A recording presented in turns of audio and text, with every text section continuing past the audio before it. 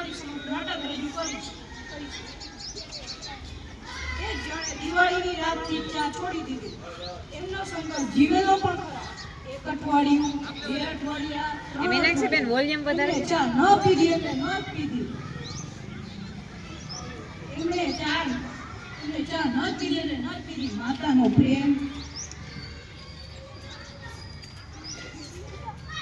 હવે ચા છે, ચા તો પી ના બા, મારે ચા નથી પીવી. મેં સંકલ્પ લીધો છે, હું સંકલ્પ નહીં કરું. પિતાજીની આજ્ઞા. હવે છાને માનો પી લેને ચા. ભગીનીના આંસુ. ભાઈ ચા પી લે ને એવું શું કરે છે? ચા પત્નીની ધમકી. છાનો મુના ચા પી લ્યો ને સંકલ્પ ગયો ફરે.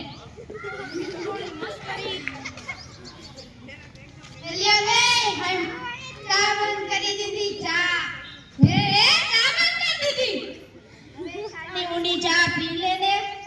બૈરીએ ના બૈરી આઈ છે.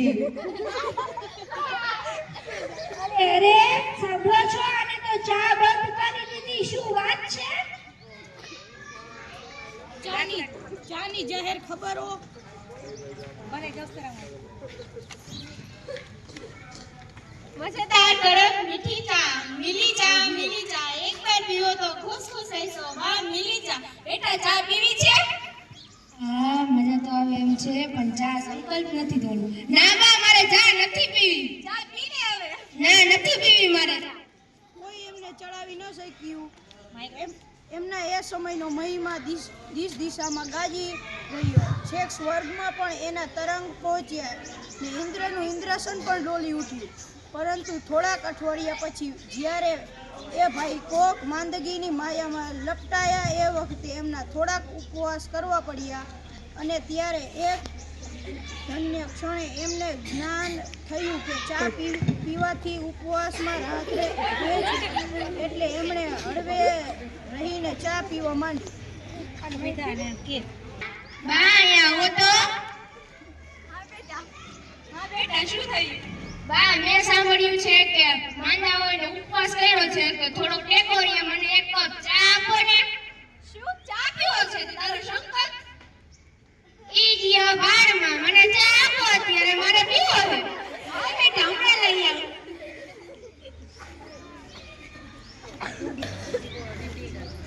હાલે બેટા ચા.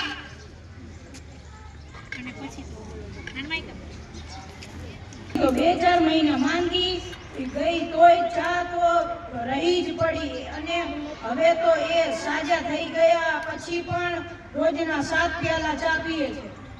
બા ચા.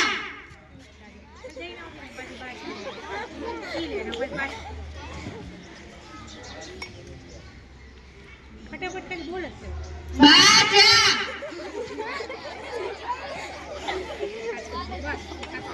બા ચા.